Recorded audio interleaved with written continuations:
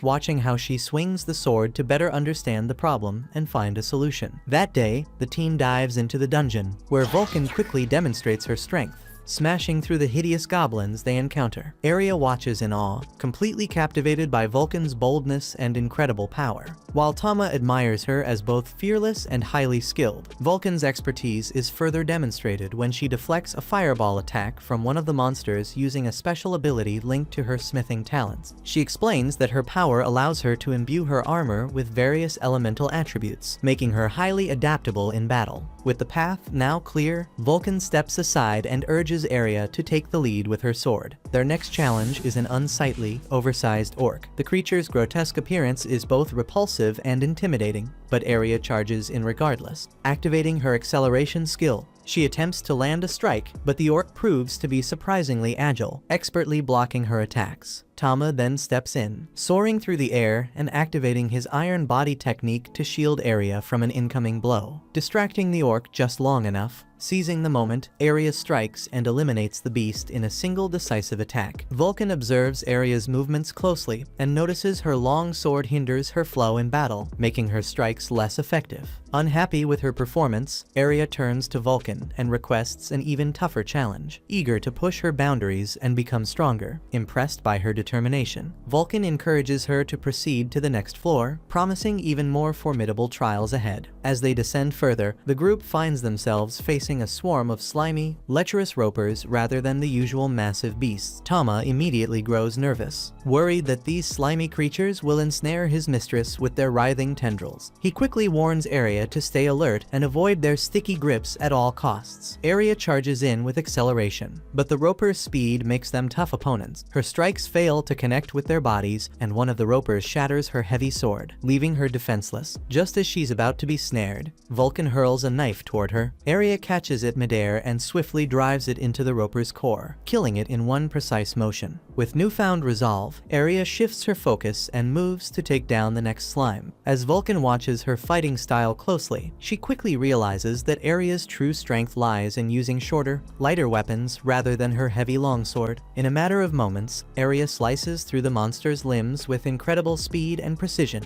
leaving Vulcan utterly speechless. Though she always knew Arya was talented, Vulcan hadn't anticipated this level of swiftness and effectiveness in dispatching the second monster. Just as they begin to think the fight is over, the slime splashes its goo all over Arya, completely drenching her from head to toe while regrowing its limbs. Cringing in disgust and fury, Arya growls that only Tama is allowed to do something like that to her. Fueled by her outrage, she obliterates the creature in a single devastating move. This time, she cuts it into so many pieces that there's no chance of it regenerating. Vulcan and Tama rush to congratulate her on her incredible display of skill. While Vulcan moves closer to offer praise, Tama, being the cheeky little kitten he is, stops halfway to steal a bit of juice from the dead monster to absorb its skill for his own use. Still fuming, Arya unleashes her frustration on the remnants of the roper that dared to drench her in its disgusting goo. She furiously stabs its already destroyed body over and over, muttering vengeful thoughts under her breath, while Tama watches in silent bewilderment, wondering if she might be taking things a bit too far. After her rampage, Arya opens up to Vulcan and shares the story behind her choice to wield longswords. She recounts meeting the Sword Saint during her childhood, a figure who became her idol and inspired her to take up the weapon. Even though the longsword doesn't naturally suit her fighting style, Arya devoted years to mastering it in an effort to follow in her hero's footsteps. However, with her recent realization that daggers complement her skills far better, she has decided to embrace this newfound strength. Tama listens attentively and offers his support, reassuring her that this change will only make her stronger. Recognizing Arya's growth, Vulcan suggests venturing to a deeper floor of the dungeon, trusting in Arya's ability to handle the challenges with her daggers. Before pressing on, they decide to rest near a Philosopher's Stone, a rare artifact that keeps monsters at bay within its vicinity. As they take a break, Arya finds herself staring at the stone, which unexpectedly triggers a flood of painful memories from her childhood when her home was attacked by demons. Lost in thought, Arya barely notices Vulcan's concerned look. When Vulcan gently asks if something is wrong, Arya brushes it off, quickly changing the subject and steering the conversation elsewhere. While the group takes a break, Tama splashes around in a pool of water, carefree and enjoying himself. Seeing him having so much fun, Arya decides to join in, removing her plot armor and giving Tama a clear view of what's beneath. Vulcan soon joins, and the three take a refreshing dip together. However, as Tama swims, he tries hard to focus on anything but their exposed skin. During their break, Arya casually asks Vulcan about her usual dungeon party, unknowingly bringing up a sensitive topic. Vulcan explains that her party disbanded after two members fell in love, and the female adventurer became pregnant. The couple decided to leave their adventuring life behind and settle down. The conversation then takes an unexpected turn when Vulcan mentions that elemental cats like Tama are capable of crossbreeding, speculating about what might happen if Tama grows larger and enters a serious heat season. As their break ends, the group heads to the next dungeon floor, where they encounter a fierce minotaur. Unlike the goblins and ropers from earlier, this creature is a formidable opponent. Arya approaches carefully, accelerating toward the beast and executing her whirlwind slash technique. However, her attack barely scratches the minotaur's thick hide, leaving her shaken. Vulcan steps in, offering encouragement and helping Arya regain her composure. Motivated by Vulcan's encouragement, Arya regains her focus and unleashes a series of faster, more aggressive attacks. Overwhelmed by her speed, the Minotaur begins swinging its massive weapon recklessly. One of its wild swings hits the ceiling, causing chunks of debris to fall dangerously close to Vulcan. Acting swiftly, Tama uses his howling skill to deflect the falling rubble, saving Vulcan just in time. Inspired by Tama's quick thinking and courage, Area spots an opening and delivers a devastating strike straight to the Minotaur's chest, taking the beast down once and for all. As Tama cheers for Area's hard-earned victory, Vulcan stands in awe, marveling at the little cat's strength and courage. Her thoughts wander as she can't help but think that Tama is a really powerful alpha male. Back at the Adventurers Guild, Area, Vulcan, and Tama turn in the loot they gathered during their dungeon raid. They then approach Arnold, who inspects the deep cut marks on the Minotaur remains and asks who was responsible for dealing such impressive damage. With a proud smile, Vulcan explains that the marks were the result of Area's newly refined skills. Arnold, remembering how much weaker Area had been when she first arrived in town, praises her for her remarkable growth and dedication. Blushing at the compliment, Area thanks Arnold, feeling a deep sense of pride and accomplishment. With their earnings in hand, the trio heads to a local restaurant to celebrate their successful adventure. At the restaurant, Vulcan wastes no time indulging in heavy refills, impressing Tama, who can't help but wonder if she's a seasoned drinker. Area takes the opportunity to express her gratitude to Vulcan for her support during the raid, admitting how much fun she had working together. Vulcan shares the same sentiments, showing off a rare medicinal herb she collected in the dungeon as a memento. Their lively conversation stirs a sense of nostalgia in Tama, reminding him of his past life as an adventurer, when he had comrades to share such moments with. Even so, Tama admits to himself that his current life isn't bad at all. Being the spoiled pet of a stunning elf is a dream few would decline. As their bond deepens, Vulcan proposes that they form an official party. Caught off guard, Area is flattered but too shy to respond. Noticing her hesitation, Tama playfully nibbles her hand and places it on top of Vulcan's, sealing the agreement on her behalf. The group bursts into cheers, celebrating the beginning of their new partnership. Fueled by their growing partnership, they decide to order more drinks and turn the evening into an unforgettable celebration. Later that night, Tama finds himself squished between Area and Vulcan's metaphorical plot armor. The snug and awkward situation makes it nearly impossible for him to sleep, especially when he hears Area muttering in her sleep about hoping Tama doesn't get too rough. Feeling both suspicious and mildly flustered, he somehow manages to keep his composure. In need of a distraction, Tama checks his stats and is startled to discover he's eligible for evolution. However, evolving might turn him into a massive behemoth, potentially putting an end to the life he currently shares with Area and Vulcan. Prioritizing loyalty and companionship over raw power, Tama resolves to stay as their beloved and dependable pet. The next morning, while strolling through town, Area and Tama come across two thugs harassing a young girl, accusing her of being a pickpocket. Area wastes no time stepping in, and as soon as the thugs catch sight of her elemental cat, they flee to avoid any trouble. Area consoles the girl, discovering that she's an orphan, and takes her to a local church where nuns care for other children. Listening to Area's heartfelt discussion with the nuns, Tama feels a deep sense of admiration for his master's kindness, and silently vows to support her even more than ever. That evening, Arnold summons Area to the Adventurers Guild to congratulate her on her promotion to C rank. As a token of recognition for her hard work, he presents her with a gleaming new rank pendant. However, their celebration is cut short by a commotion near the quest board. Arnold explains that people have been disappearing in Leonard, a nearby town, and rumors suggest that demons may be involved. Upon hearing this, Area's determination sharpens. Fueled by her deep-seated grudge against demons, she eagerly asks for more details and declares her intention to take on the emergency quest without a moment's hesitation.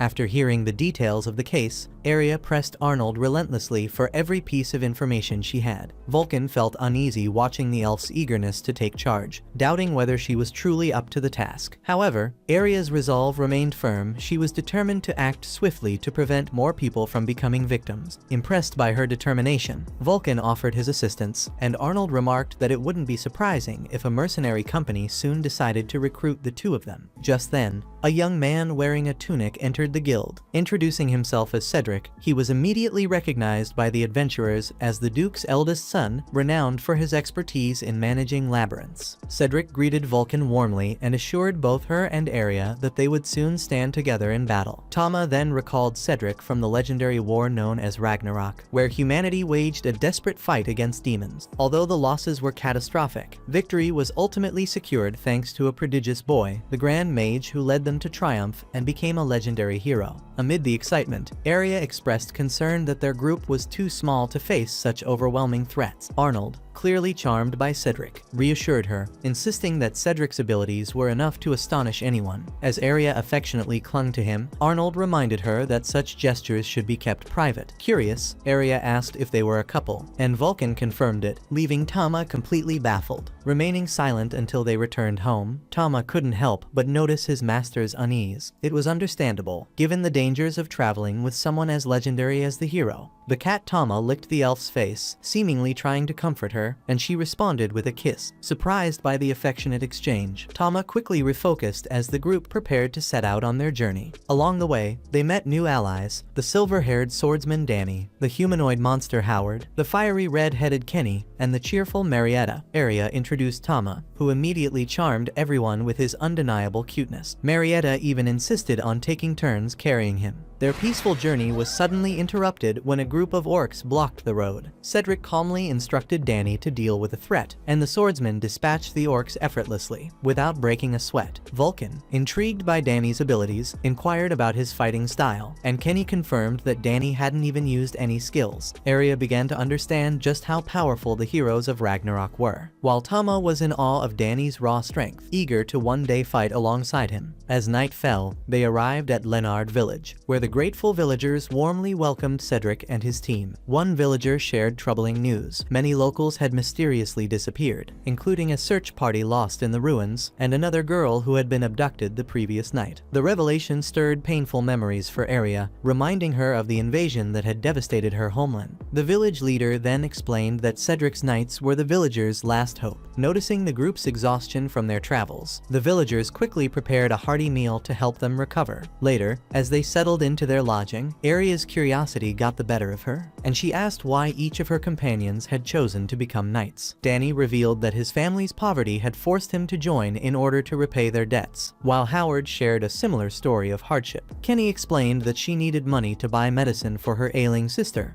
and Marietta said she sought freedom for her father, who had been enslaved. Listening to these heartfelt stories, Tama couldn't help but sense the sorrow hidden behind their motivations. Even Arya began to regret asking the question, feeling the weight of their struggles. The knight, however, felt no shame in their choices. They had faced their struggles, paid their dues, and were now forging their own paths. Cedric's reason for joining, though, was entirely different. He admitted he had no interest in love or family obligations. As the Duke's son, he joined the order not out of duty, but because he lacked a greater purpose and found enjoyment in slaying monsters. While his blunt honesty didn't sit well with everyone, no one voiced any objections. After dinner, it was time for everyone to bathe. While the girls enjoyed a relaxing soak, the boys, driven by youthful mischief, attempted to sneak a peek. Tama, ever watchful, caught them in the act. With a booming shout, he sent Danny and Howard scrambling back to their quarters. Thoroughly embarrassed, Cedric observed their hurried retreat with mild amusement, quietly pondering their excitement for the journey, a feeling he couldn't entirely share. Once the group was refreshed, they pressed on, venturing deeper into the foreboding labyrinth. Unbeknownst to them, a malevolent creature was silently stalking their every move. To this hidden predator, the adventurers were nothing more than prey, watched closely as it gathered its strength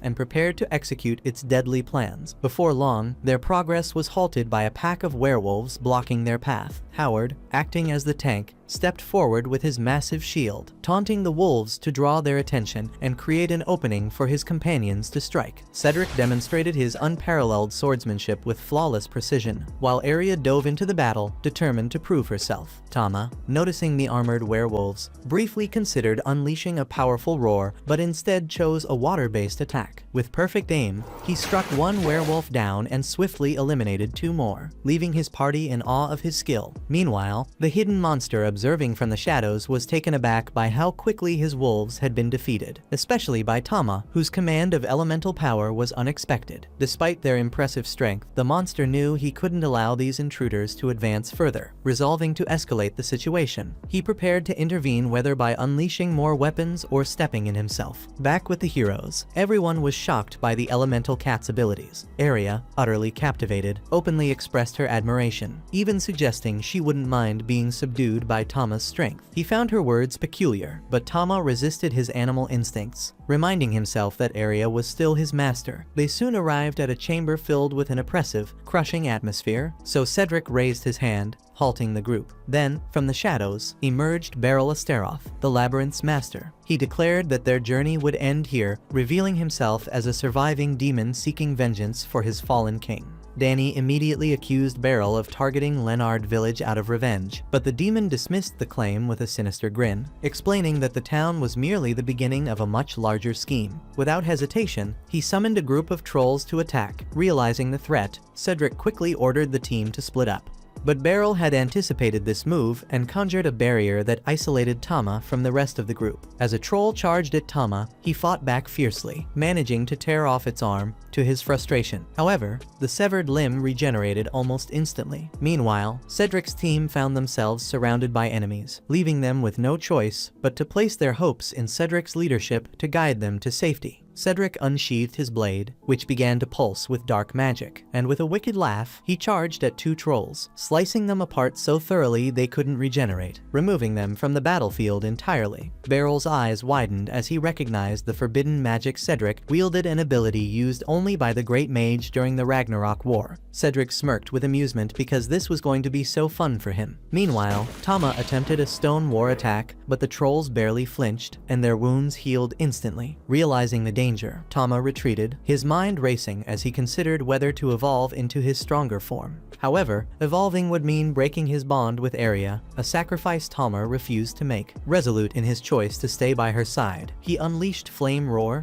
scorching the trolls and preventing their wounds from regenerating. His daring tactic succeeded, and the trolls collapsed in defeat. Enraged by the relentless attack, Beryl prepared for the next confrontation. Vulcan charged forward with his massive hammer, swinging it powerfully, but Beryl skillfully dodged and deflected Arya's knife strike with his dagger. Smirking, Beryl mocked the hammer's slow and predictable movements. However, he was caught off guard when Vulcan suddenly kicked up a cloud of dust, temporarily blinding him. Seizing the opportunity, Arya darted forward and drove her blade into Beryl's chest. At first, he dismissed the wound as trivial, but then light radiated from the elf's enchanted dagger, amplifying the damage and forcing him to his knees. Snarling in pain, Beryl struck back with his dagger, delivering a vicious wound to Arya far more than a simple cut. The group rushed to her side, panic setting in as Tama feared the weapon might be poisoned. Meanwhile, Beryl, still alive, smirked darkly and declared that humanity would crumble when true power returned. Then, with those ominous words, his body began to petrify, turning to stone before crumbling into dust. Meanwhile, the poison rapidly spread through Arya's arm. Cedric examined the wound with a grim expression, identifying it as dragon venom, a lethal toxin. Howard pressed her arm against his enchanted shield, hoping to slow the poison's progress, while the group hurried back to Leonard Village. Upon their arrival, the village doctor confirmed their fears. Dragon venom was invariably fatal within a day and a half, and survival was impossible without the eye of an earth dragon. Desperate to save Arya, the group debated the idea of hunting the beast, but Cedric adamantly objected,